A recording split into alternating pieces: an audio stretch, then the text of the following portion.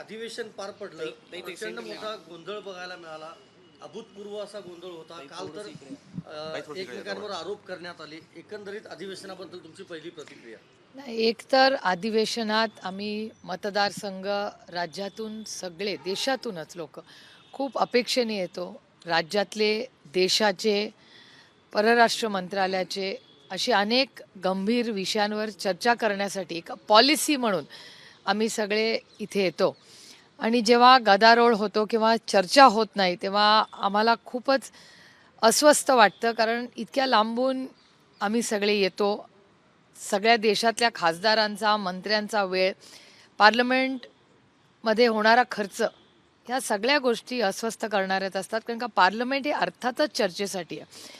आणि ह्यावेळेस वेगळा अनुभव असा जो मला जाणवला ह्यावेळेस, की विरोधक तर करतच होते आंदोलनं, जो त्यांचा अधिकार आहे एका सशक्त लोकशाहीमध्ये. त्याच्यामुळे विरोधकांनी ज्या गोष्टी करायच्या किंवा आंदोलन हे बाहेर केलं संसदेच्या. पण ह्यावेळेस पहिल्यांदा सत्तेमधला पक्ष ही आंदोलन करताना दिसला. हे खरं तर म्हणजे माझी सगळ्यांनाच दोन्ही बाजूंना विनंती राहील की एका सशक्त लोकशाहीमध्ये चर्चाही झालीच पाहिजे. मतं वेगळी असणं ही ह्याच्यात काही गैर नाही. पण पार्लमेंटरी अफेअर्स मिनिस्टरची ना माझी विनंती राहील की पार्लमेंट चालवायची जबाबदारी ही सत्ताधारी पक्षाची असते आणि सत्ताधारी पक्षांनी पुढाकार घेऊन चर्चा केली पाहिजे. कारण का शेवटी संसद ही चाललीच पाहिजे. सर्वसामान्य मायबाप जनतेचे प्रश्न सोडवण्यासाठी इथे आम्ही येतो आणि त्याच्यामुळे सरकारने याची जबाबदारी घेतलीच पाहिजे. आणि दुर्दैव आहे की या बाबतीत मला खूप प्रांजळपणे सांगावं लागेल या देशातल्या मायबाप जनतेला की यावेळी सरकार हे अपयशी ठरलेलं आहे संसद चालवण्यामध्ये. एक महत्त्वाचा प्रश्न निर्माण झालेला आहे की इंडिया आघाडीच्या आंदोलनामध्ये चर्चा अशी आहे की राष्ट्रवादी काँग्रेस पक्ष हा अलिप्त राहतोय. असं आहे का? वास्तविकता काय आहे? आम्ही रोजच आहोत. तुम्ही तुमच्या कॅमेरामॅनला विचारा, तिथे सगळ्या आंदोलनात रोज आम्ही तिथे सगळेच हजर असतो. आणि त्यानंतर अजून दुसरा एक महत्त्वाचा प्रश्न आहे. दुसरा महत्त्वाचा प्रश्न, काल तुमच्या दोन प्रतोदांनी अजित पवार यांची भेट घेतली. चर्चा सुरू झाली आहे की दोन्ही पक्ष जवळ येत आहे म्हणून. नाही, एका सशक्त लोकशाहीमध्ये मी आज 6 मंत्र्यांना भेटले. मी आज अर्जुन मेघवालांना भेटले. मी आज भूपेंदर यादवांना भेटले. मी आज वाणिज्य मंत्री पियुष गोयलांना कांद्याच्या भावाच्या निमित्ताने भेटले.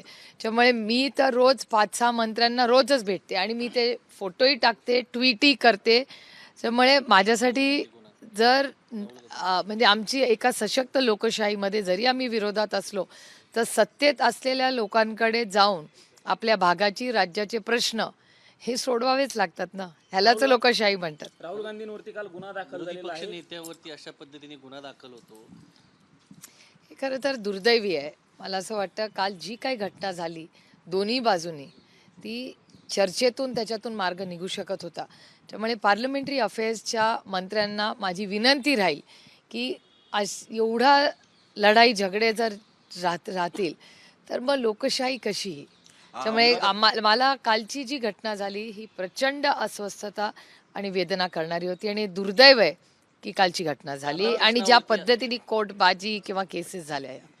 कांदा प्रश्नावरती तुम्ही भेट घेतली आहे. वाणिज्य मंत्र्यांची 20% निर्यात शुल्क जे आहे ते कमी करावं यासाठी निलेश लंके, भास्कर बगरे, तुम्ही, इंडिया आघाडीचे इतर खासदार, त्यांनी काय आश्वासन दिलेलं आहे का? देखील काल पत्र लिहिलेलं होतं. मी गेले 1.5 वर्ष या विषयावर पियुष गोयल आणि जे मंत्री आहेत शेती मंत्री त्यांच्याशी भेटही घेतलेली आहे आणि गेले 1.5 वर्ष म्हणजे लोकसभेच्या आधीपासून वर्षभर म्हणजे तुमच्याही चॅनल्सनी ते दाखवलेलं आहे की ह्या बाबतीमध्ये हे 40% जे आधी होतं नंतर 20%वर आलं. आमचं म्हणणं आहे ते 0%वर आणा.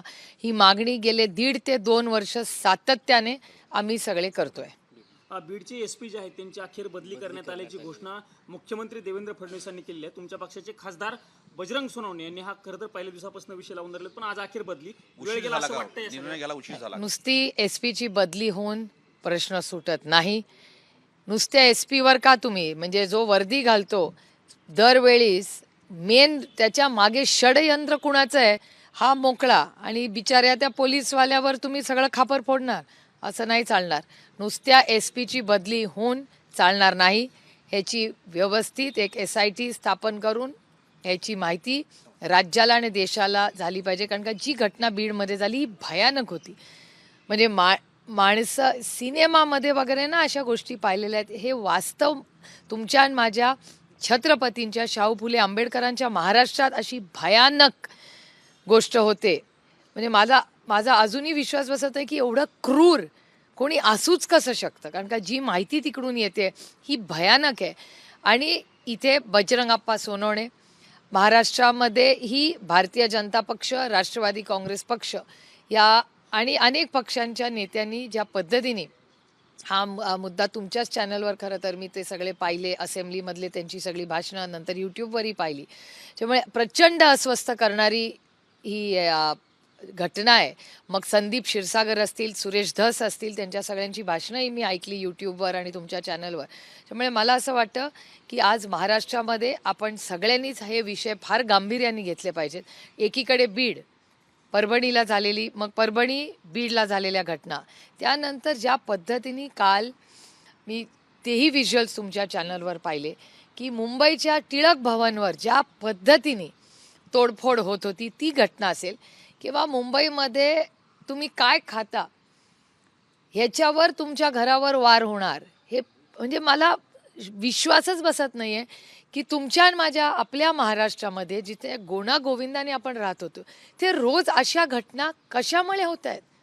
आणि राज्याला गृहमंत्री तर नाहीच आहे. त्याच्यामुळे महाराष्ट्राच्या माननीय मुख्यमंत्र्यांना मी विनंती करीन की हे कुठेतरी थांबलं पाहिजे. आणि कुठून होत आहे सारखं, म्हणजे परभणी, मग बीड, परभणी, मुंबईमध्ये पुण्यामध्ये तर कोयता गँग कालही झाली. कालही माझ्या मतदारसंघामध्ये बारामती आणि काही भागांमध्ये कोयता गँगची एक बातमी आजच माझ्याकडे आलेली आहे.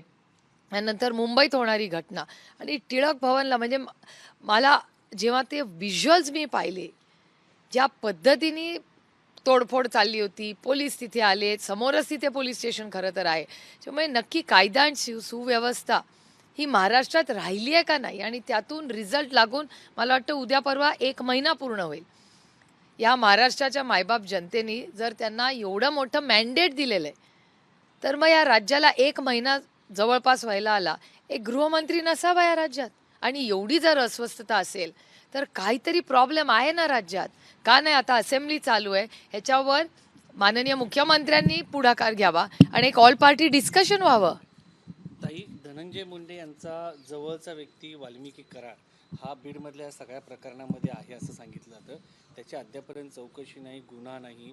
त्यांना वाचवण्याचा प्रयत्न केला जातोय का? याचं उत्तर आपल्याला मुख्यमंत्र्यांना विचारावं लागेल. कारण का तेच आज बीड आणि परभणीवर उत्तर देणार होते. म्हणून मी पुन्हा सांगतेय की फक्त SP ची बदली करून प्रश्न सुटत नाही.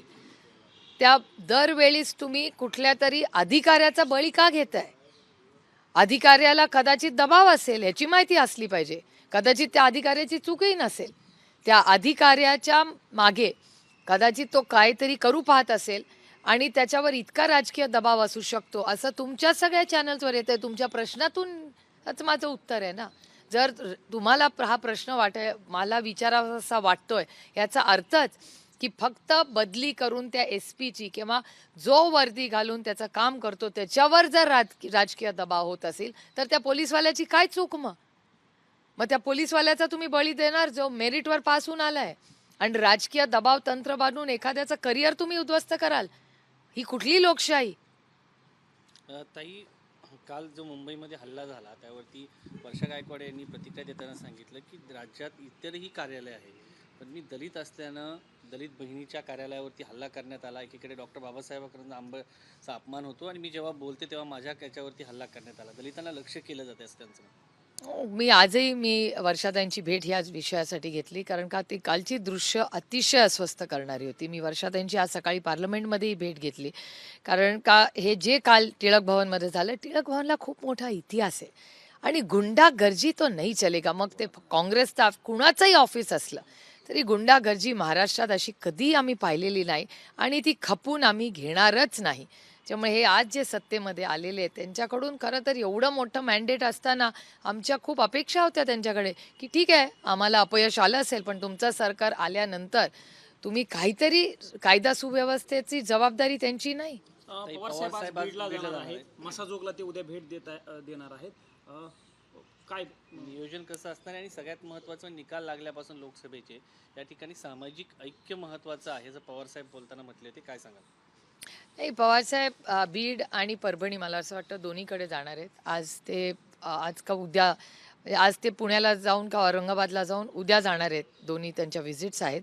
मला असं वाटतं की आज जी परिस्थिती महाराष्ट्रात आहे ती कुठलाही, हा काही विषय राजकीय नाही, हा सामाजिक विषय झालेला आहे. या राज्यातल्या एखादा व्यक्तीवर एवढी मोठी क्रूर पद्धतीने हत्या होते. आमची नैतिक जबाबदारी नाही तिथे जाऊन विचारपूस करायची आणि न्याय मिळत नाही आहे ना असेंब्लीमध्ये, फक्त त्या पोलिसाची तुम्ही बघताय बदली झाली, त्याच्यातून प्रश्न नाही ना सुटत हो.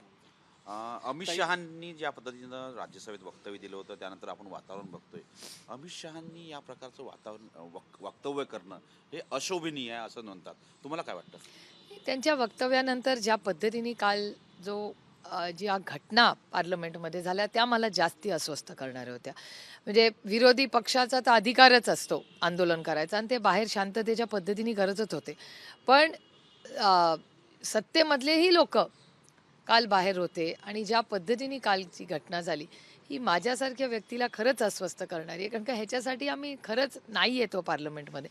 आणि हा पुढाकार मी पुन्हा सांगते आपल्याला की पार्लमेंटरी अफेअर्स मिनिस्टर यांनी ही जबाबदारी घेतली पाहिजे.